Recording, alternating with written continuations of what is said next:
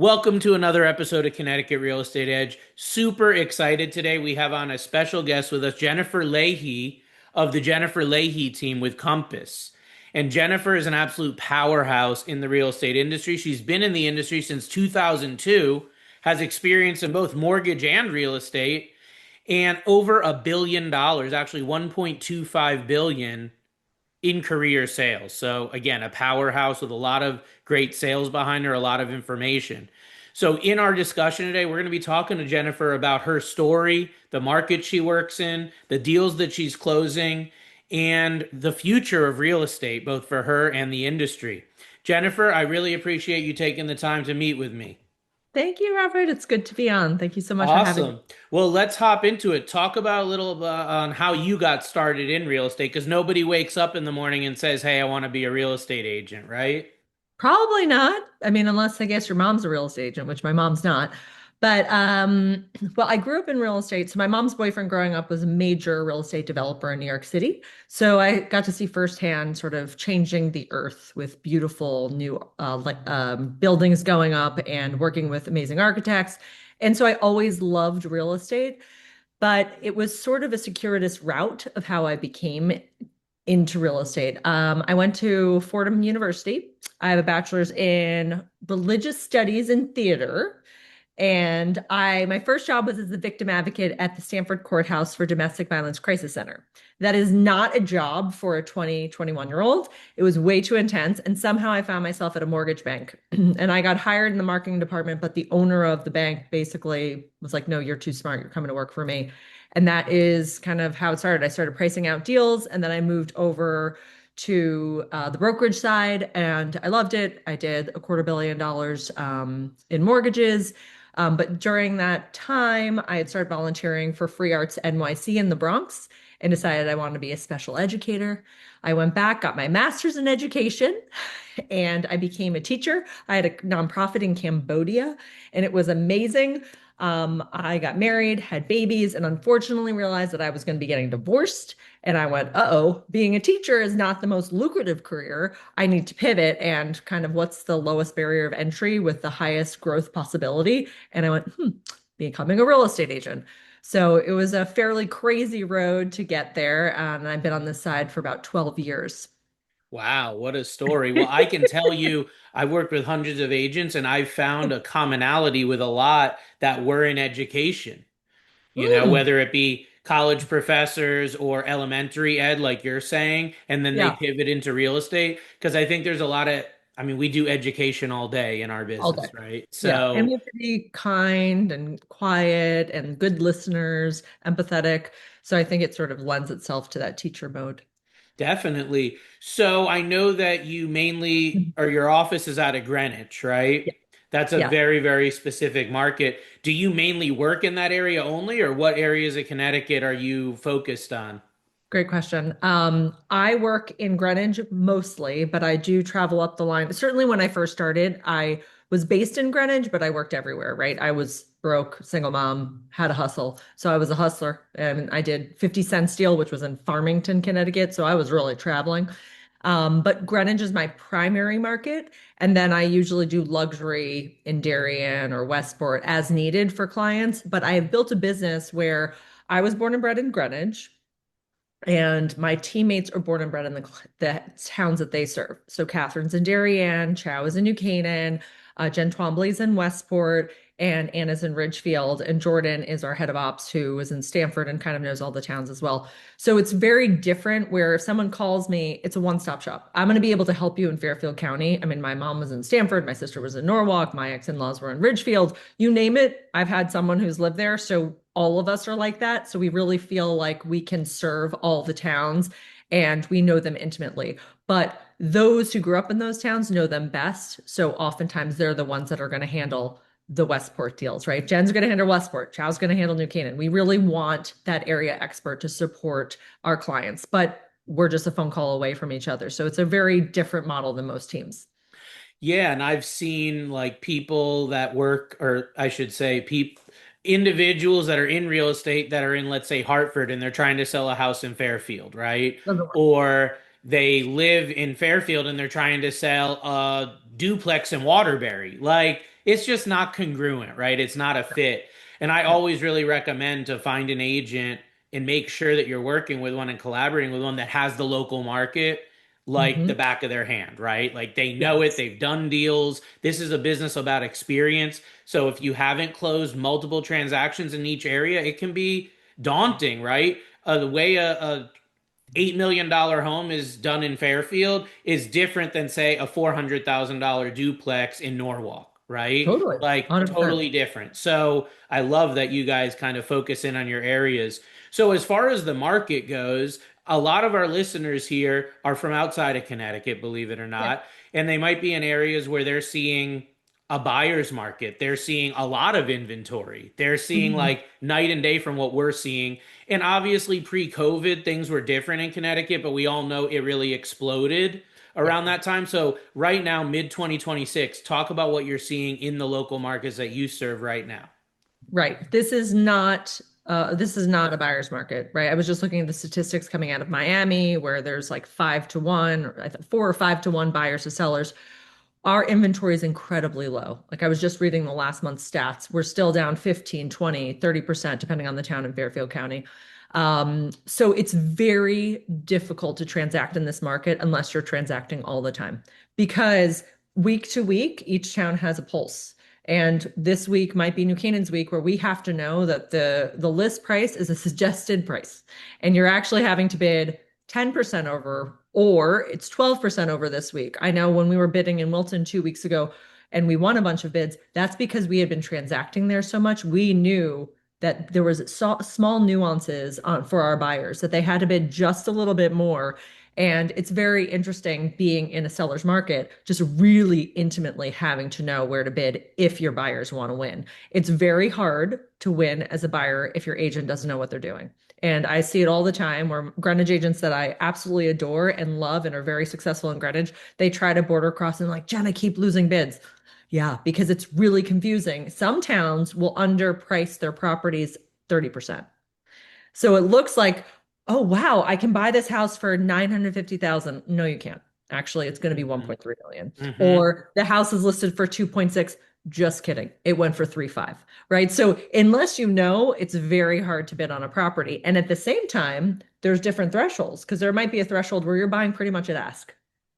But you might be confused because a little bit lower than that, you have to bid so much higher. So it's very nuanced. And I think it's really hard to be a buyer from the outside because the list price and the sales price just are so different. And that's got to be confusing. So that is, I'd say the advice for buyers is to be with an agent or be with the Jennifer Leahy team, but an agent who's really smart on what's going on and Yeah. has the connections with other agents. If you don't have connections with other agents, it's going to be impossible to know what's going on because, we do a lot of business, probably, we do, we're number one, right? So we do a lot of business, but we're not bidding on every single property. But we have to be able to call that agent and say, "Hey, what happened? Can you give me an idea of where you landed so that we're always on top of it and we always know how to advise our clients." So I think that's the biggest advice for buyers is you really have to be with someone who's educated and has really deep ties into the communities that they're bidding in. Yeah, I've seen that happen time and time again. I always love when my clients say to me, "Hey, I already have an agent that I love." I'm like, "Hey, go for it. Go work with them. Let's collaborate." But what I find is a lot of the time it might be their uncle's brother's cousin's sister, and they've only done 3 deals.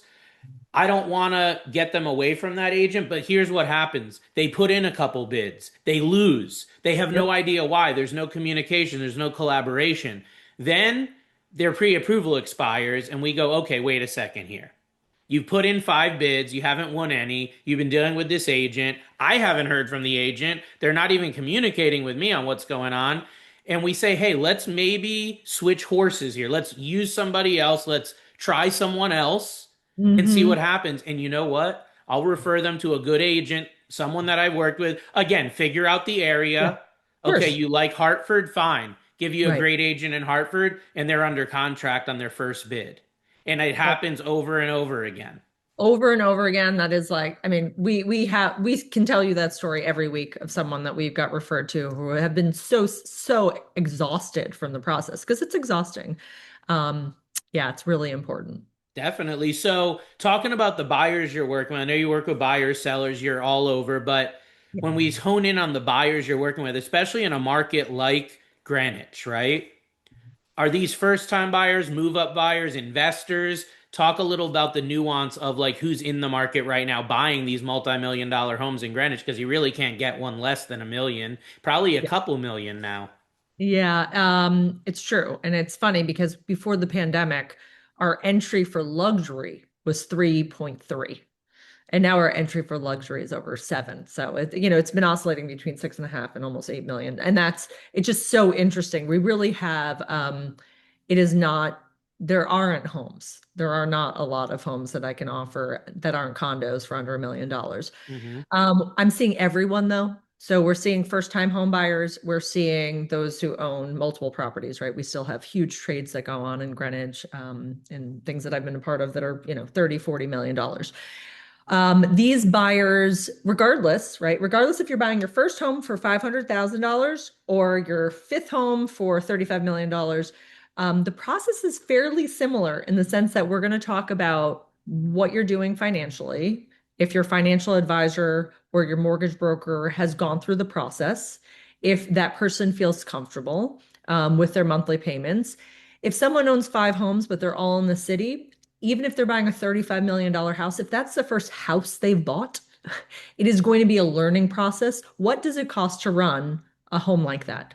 Right? Whether you're buying your first home for 500,000 or your seventh home, but it's your first home for 35 million, and even just being in this area is different than an Arizona house. Hmm.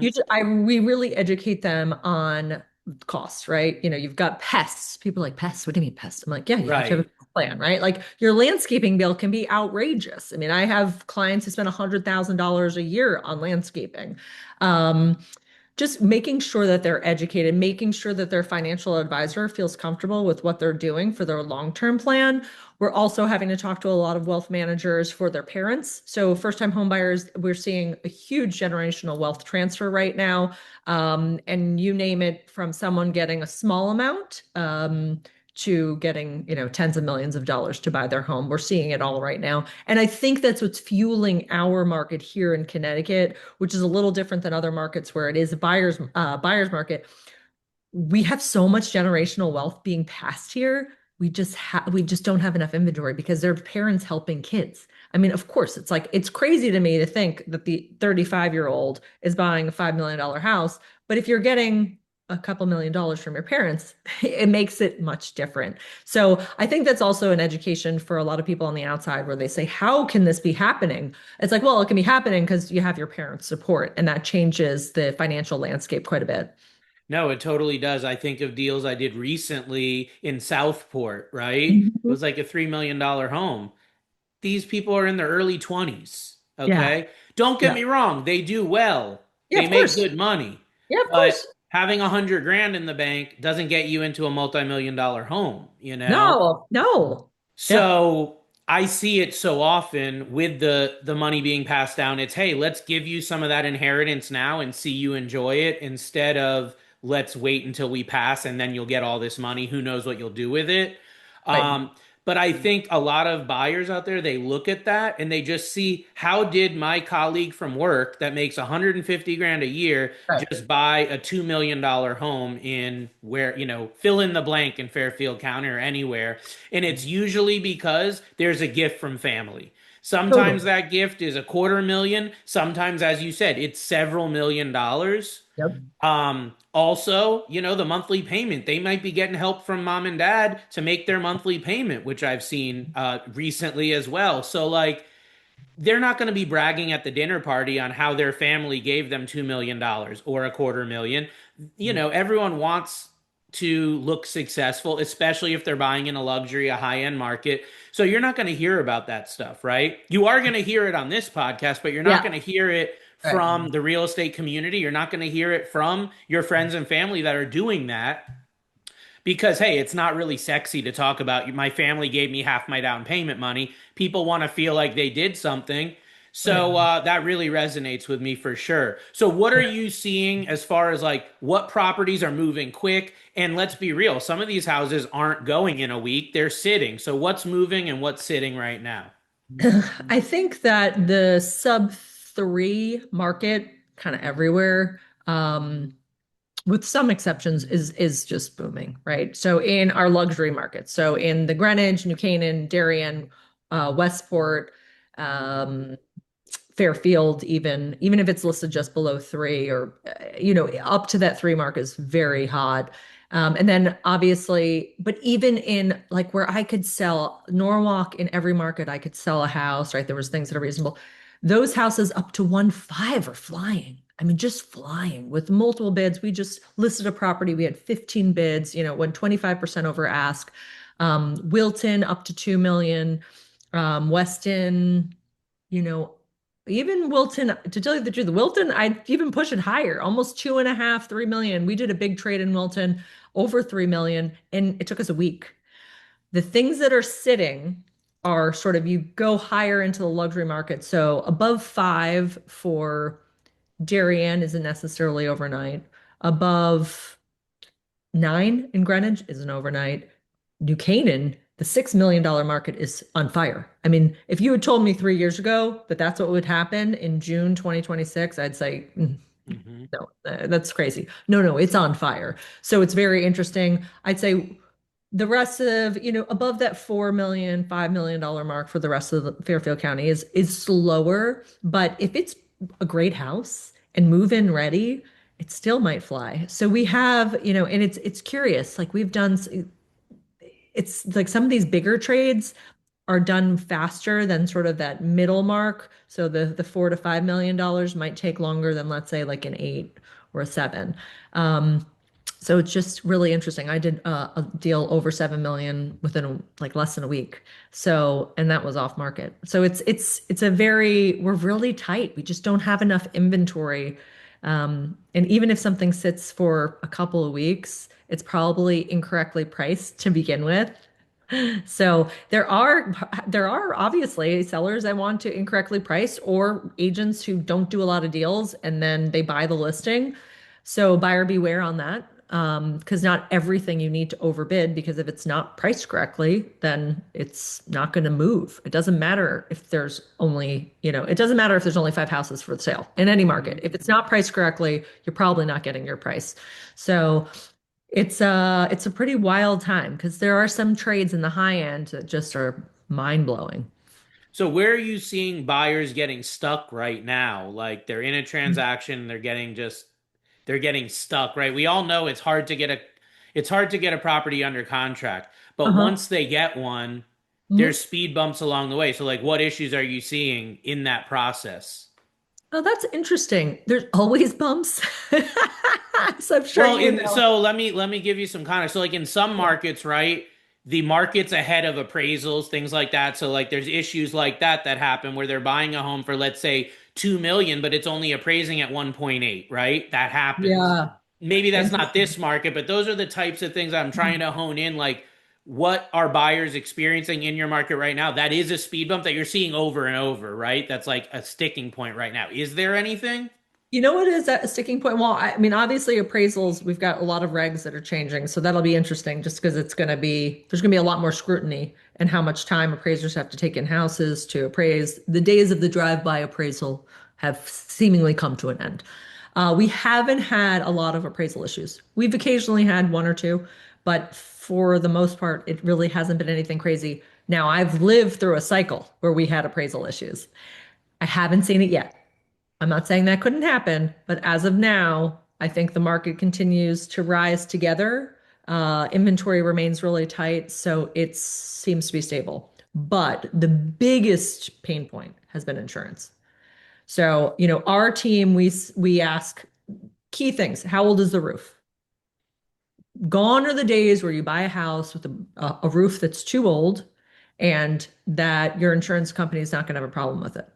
If it's a roof that's the end of its useful life or beyond that, you just have to factor in that you're going to have to replace it before closing or with an escrow after closing. And that is, needs to be negotiated by your agent or you need to know you have money in the bank, right? So you don't want to mess with Rob and say, "Oh, sorry, I'm going to spend 50 grand right now on a roof." And you're like, "What are you talking about? You can't take Right. $50,000 out. Like I just approved you. Now you don't have your assets that needed for closing." So I think insurance, right? So we've got the roof issue, flood, check. I mean, I'm always like, there's a creek, it's in the neighbor's yard, but your property is affected. You got to check on it because if you have flood issues, if you need flood insurance, if you've got to make sure before you bid, you know what you're getting into. I had two deals last year and the year before that had flood insurance issues, right? And the flood insurance was egregious because the mechanicals were below grade. So now you have to be at 13 feet. They weren't at 13 feet, right? The house should be at 14. It was a new house, but they built the new house back at the old FEMA regulations. You just have to make sure you know all of this because you're not going to get the same insurance rate. And it can be quite expensive. And insurance, what's a lot of young folks don't understand is how expensive insurance is, right? Yeah, This no, it's a big 20 grand. sticker shock. I can tell Yep. you when I'm doing my estimates for clients on pre-approvals, we have to plug something in for insurance, right? Yep. So let's just say that like my number now is about 25% to 30% more than it was 2 years ago, Yeah. easily. And then, Smart. like you said, on the flood insurance, you can't bite off more than you can chew. And if you're at the top, like many buyers nowadays, you're at the top of your range, right? Now all of a sudden you throw 2,500, 3,500 a year in flood insurance. Now you can't buy that house, right? Or you have to put a Exactly. bigger down payment. That's right. So unfortunately, as you said, like if an agent doesn't know the area, maybe they say, "Oh no, you don't need flood insurance." Well, then halfway through the process or when your loan gets submitted to underwriting, they're pulling that flood cert. You need flood insurance.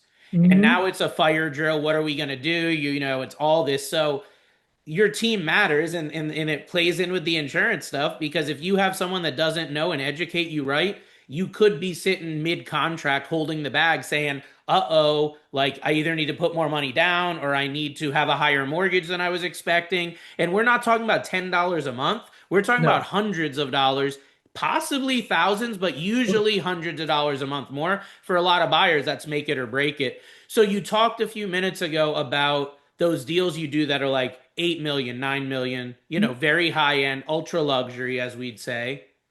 They're smooth, right? They're easy. Talk about that. What does a super smooth deal look like? I don't care if it's 3 million or 30 million, but what does that smooth deal look like to you? So I think it doesn't have to do with price. Has to do with people. Um, Smooth deals usually come from those who've bought multiple homes that have a little bit of experience under their belt, know what they want, are willing to pay for what they want. The seller is wanting to do that transaction. And that's kind of that's the smoothest transaction, right? It's not their first rodeo. They're not afraid of an inspection where, a GFCI outlet is not right, right? They're like, oh yeah, obviously. Of course they're not right. They're always not right. Oh, there's something the gutters are clogged, the downspouts broken or missing. Like they've already experienced it because they've been homeowners, right? Homes Mm-hmm. constantly need something. If you haven't been a homeowner yet and you're a first-time homeowner, let me tell you, they're expensive. Homes are like your other child. You just have to expect they're going to break, something's going to go wrong, and you need to have money in the bank. 6 months is a smart amount, but you also should have another cushion for when like the water heater breaks. You're Mm-hmm. like, why did the water heater just break? It shouldn't have broken. Well, it's going to, and it's going to be like Christmas Eve always, like always. So just mentally prepare. So an older buyer, someone's experienced, they already know. They're not worried about an old water heater. You're like, yeah, that's 8 grand, and I'll just call Phil. He'll come and fix it. So I think that's the smoothest transaction. This year, also investors. Sometimes my investors just like, they're like, I don't care. They like have their person come to do inspection. They're going to fix all the things. They're not asking for an inspection list. So it's very, just very seamless. Okay. So I know sometimes early in the process on a transaction, we get inspections, right? That can be a Definitely. renegotiation. Everyone's Yep. used to that. That's Mhm. normal.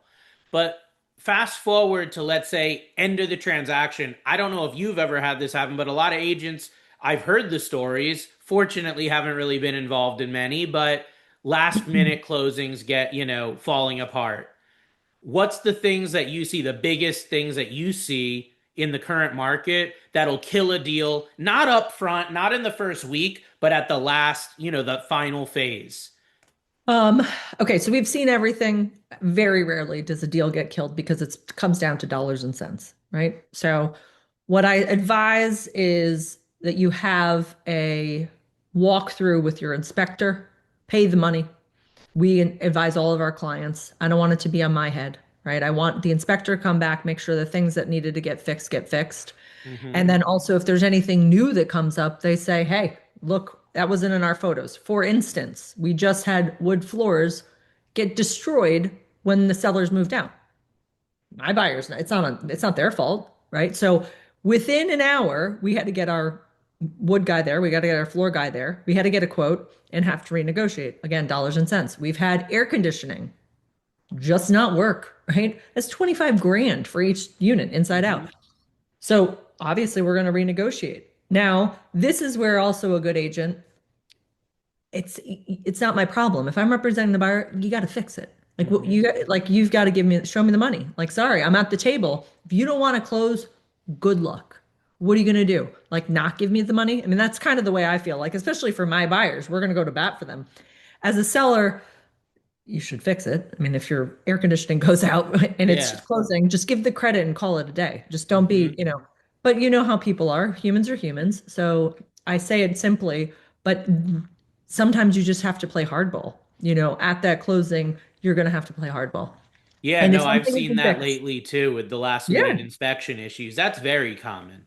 Yeah, and you know what? You just hold your ground, man. Especially like, I mean, for me, I've been doing it long enough that you can't run me over. But if my agents get nervous, like we're on the phone. I mean, none of them, they're all seasoned enough. They don't get nervous anymore, but you can see on the other side. If agents don't feel confident in the way they negotiate, they're not going to be able to handle that because it's high pressure, right? It's a closing date. Money's at the table, money's in the bank, it's already wired. So, but we hold strong on that. And we haven't had, I mean, I've had, you name it, I've had it. I've had a flood. I had a pipe burst, flood the kitchen at the walkthrough. And I represented the seller. And I was like, fantastic. You didn't even like this kitchen. Great news. We're going to figure this out. You're going to Mm-hmm. get insurance on this. You're going to get a brand new kitchen. They were like, Yep. oh, like I pivoted the energy, right? Pivot the crisis into an opportunity. Yep. Um, and I represented the seller. I mean, I think it did work out because they really didn't want the kitchen, but I Mm-hmm. also knew them enough. Like I had picked on the nuance of who they are as humans and what they had desired in their house, probably more so than their own agent. So that's how sort of crisis averted. But that one, that could have been a deal killer. Oh I mean, yeah. you'll walk in and there's water. You're walking on water in the kitchen. It's a nightmare for a buyer.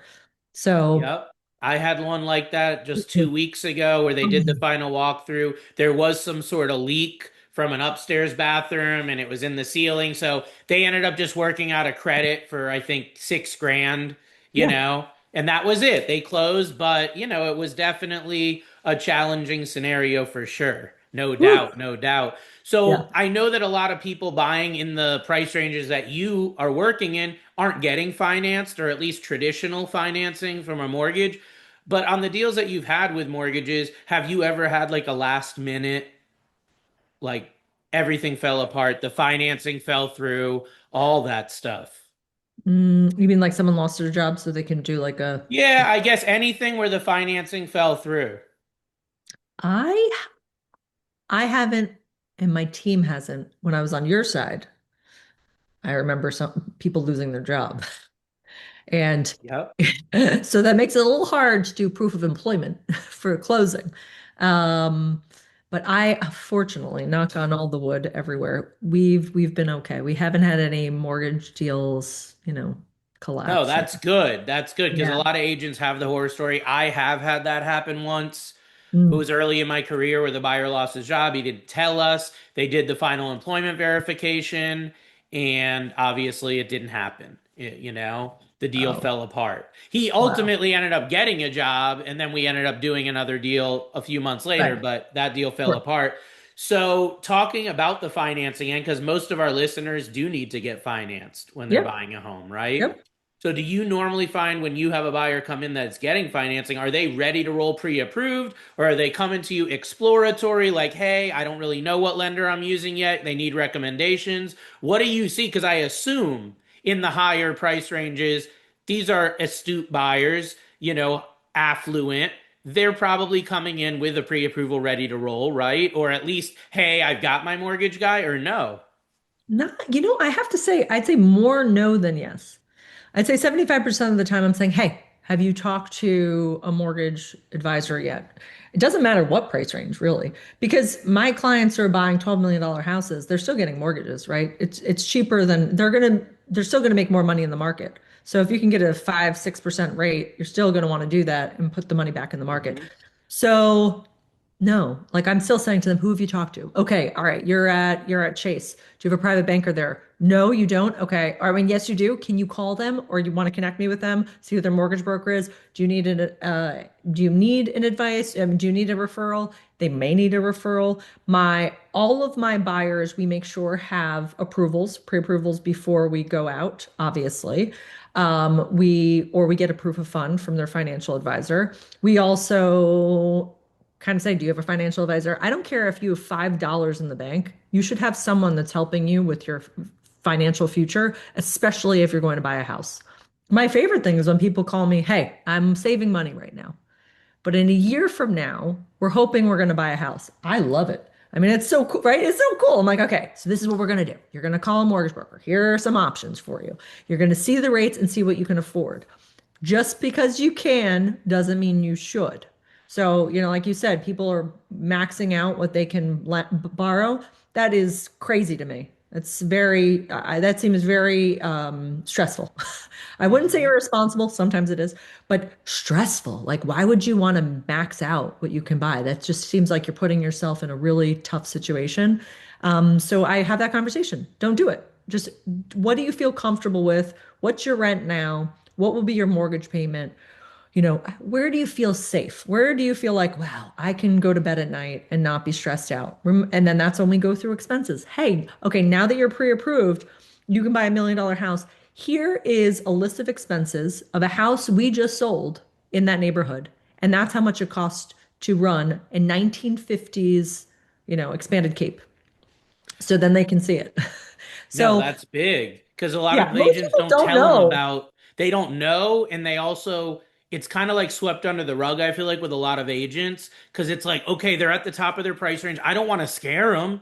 I don't want them to think, Scare but you them. take the approach of it's not just about another deal, it's about making sure that they are set up for success, right? I'm Because a nobody's fiduciary. talking about how much are Yeah. your utilities? How much does it cost to have that pool cared for all summer long in Exactly. Connecticut, right? Exactly. Exactly. And I'm a fiduciary. So like I don't need to do another deal. I'm doing financially just fine, as is everyone on my team. I do need to sleep at night. If I cannot sleep at night, then everything goes off the rails. I'm sure all us humans feel the same way, right? It's like if you don't sleep, you're like, ugh. That's I have to sleep at night. So I don't think it's scaring someone. I think it's being responsible. And it is not my job to meet my clients emotionally where they are. It is my job to be their fiduciary. So we feel very strongly about that. I've never pivoted. Even when I was broke, I would never put anyone in a bad deal. I I feel very strongly it is responsibility of all real estate agents to pivot and do not put themselves first. You must put the client's need, their financial goals. It's my job to manifest people's real estate's, dreams, right, and their goals. So that is first and foremost always for myself, and it should be for all agents. So when a buyer's coming to you without the pre-approval, without, let's say, no knowledge Mhm. of that part of the process, right? You said you have a couple loan officers you refer. What do you look for? What qualities, being a former loan officer, what Mhm. qualities do you look for in the LO that you're going to be referring or the multiple LOs? Um, their capabilities with underwriting. If the real issue, like you're great, personable, right? But if you don't know how to talk to your underwriters, it's like you're in big trouble. Because I remember doing one of my, I've bought and sold many homes, right? And I remember, oh, 2 homes ago, they're like, "What is Venmo?" I was like, "What?" And so my mortgage broker is like, "Listen, you're going to write a letter. You're going to say Venmo is where you can pay your friends when you go out to dinner with them. You just have to educate them. They're in the middle of Texas. They don't have Venmo yet. Just send a letter." Like it's little things where that would really trip you up if you saw it. Like we're not, this is part of your conditions. Like what kind of craziness, and also like we're independent contractors. You know how to deal with that. But if a loan officer doesn't know what they're doing and doesn't know how to talk to their underwriter and they say, well, yeah, but this income is so different. Are you sure? Or if someone has K1s and they don't know how to analyze the K1s properly, it's imperative that you know, you go to Robert and you say, I've got a weird financial situation. Can you handle it? And he'll say, yeah, I can. And this is the bank we're going to go to, right? Like you know even deeper. You say, we can't go to Bank of America. They're just not going to be able to wrap their head around it. Like those guys are traditional, blah, blah, blah. But my guy over Bank of New York or something, he's got you. Don't worry. And I think that that is a testament to you and anyone who knows what they're doing to be able to set the client up for success. So I only refer people who are the top of their game. Yeah, so what you said there really was knowing the guidelines because every Yeah, loan knowing the has guy. different guidelines. Totally. Um, there's so many people in both mortgage and real estate that are so personable, charismatic, amazing salespeople. They don't know one guideline. They have no Totally. clue. Literally no clue. And I see it all the time. I'm the opposite. I know the guidelines perfect. I know all that. I've been doing loans for 25 years almost now, but I'm not the best salesperson. I'm not the most charismatic, but I've gotten success because of knowing the guidelines and having agents that say, like, you know what? He knows his stuff. This is who you Yep. need to talk to, Yep. especially if they got the cold shoulder from the bank or the Yep. other mortgage broker that told them, no, we can't mess with that income. Sometimes you got to take that second step. And then the other cool thing I wanted to mention is the calculations with underwriting. Something I've been doing that has been a game changer is I use AI now to double check all my work. So before I submit the loan to underwriting, I have AI making sure that all my calculations are bulletproof. We're submitting full calculation worksheets to underwriting. 2, 3 years ago, we couldn't do that. It would take way too long.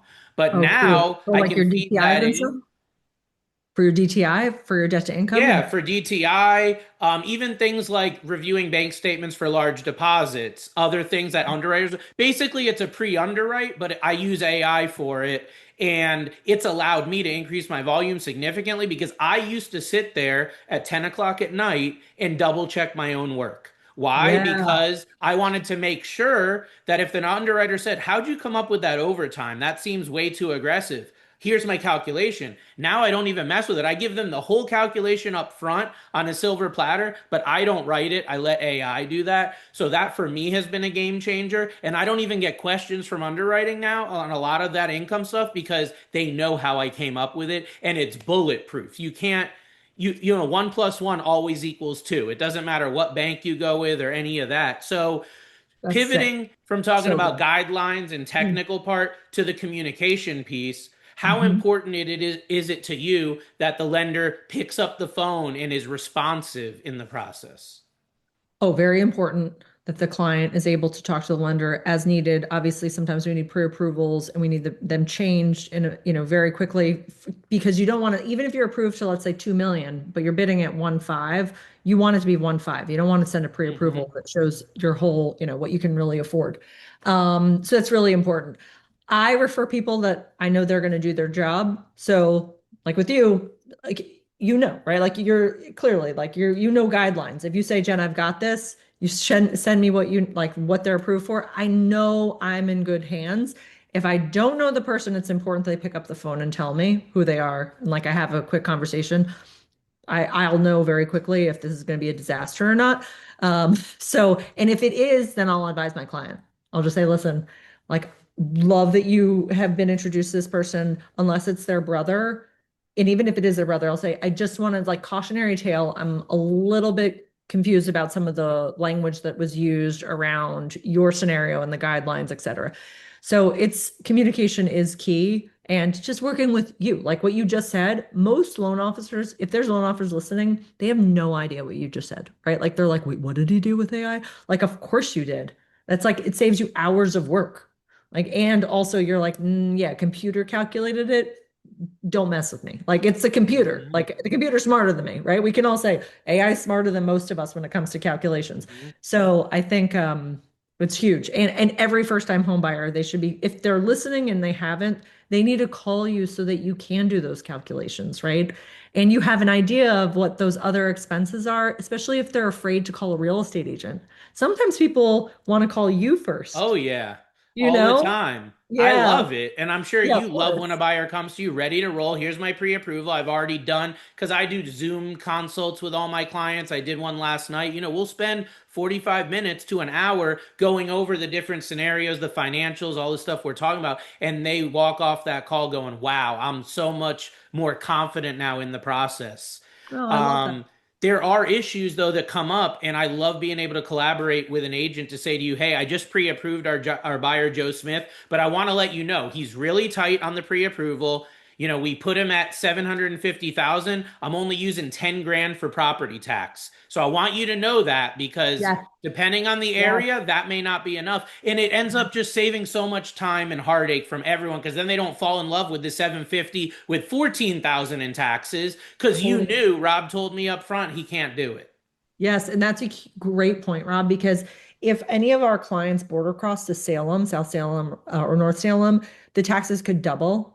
So it's really, really huge, especially it's huge. Like every buyer, especially first-time homeowners that don't know everything, they really have to be cognizant of all of that counts and matters in their DTI and how they're going to get approved and if they can get approved. And also just and we say if clients haven't talked to you first, we'll say to them, just make sure you don't open up any line of credits. Like just don't do anything big until you talk to Rob, right? Like you make sure you just get your ducks in a row. And then obviously you reiterate, don't do stupid things like open up a line of credit and buy, Oh yeah, I 20. have a whole slide in my pre-approval presentation where it's here's what not to do during the Yeah. process. And it's actually my final slide because people remember the last thing they heard. So I make sure that we really hone in on that. Don't switch jobs, no large deposits, no Yeah. big communication delays, even from the buyer side. If a buyer takes 3 days to get an updated bank statement and they're on a 3 week contract, we got problems here. Oh, So that's mhm. that's big. So as we wrap up here, I'd ask you, Jennifer, if a buyer came to you on the side and says, "Hey, I'm ready to buy a home and I need to move fast," what would you need from the lender side to make that happen? A conditional pre-approval. I want my buyers to be completely underwritten. The only thing they needed is appraisal. And because that combined with my reputation, is as close to cash as I can possibly can put an offer in it. Pretty simple. Yeah, that's straightforward. I love it. And I think it's true. If you can come up with that square one, we can waive mortgage contingencies and really put you in a great Bingo. position financially. So, what would it mean to you to have one lender? Because I know you refer several, but what would it mean if you had one lender that you could basically send any client to, whether they're a move up, first time buyer, investor, and know that it's handled, know that, it Huge. can get done? It's huge. It's huge. It really is because it's a weight off of my shoulders. I love not worrying. All my referral partners are people I don't have to worry. So it'd be nice to have one that I know can handle lots of different scenarios because, when we're in peak season, we are holding on by a thread because we're doing so many deals this April and May. I mean, May we did $94 million. That was exhausting. So it would be huge to have someone, and you have access to that's not 1,200. You have access to so many different lenders. So that would be just really important because from 30-year fixes to a lot of my clients who want very fun financing, right? They're looking for 5/1 IOs, 7/1 IOs, Mhm. delayed closing, cash out refis, or cash out, whatever they're called. So it would be huge, Okay. and yeah, That's and big. especially, yeah, it is. It's huge.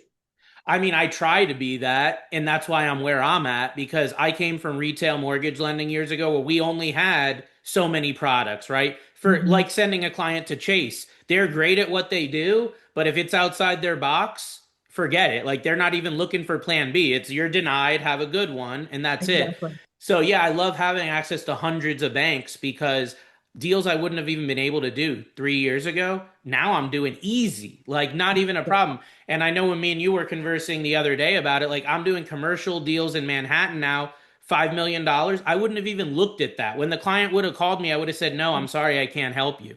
So that's Mhm. big.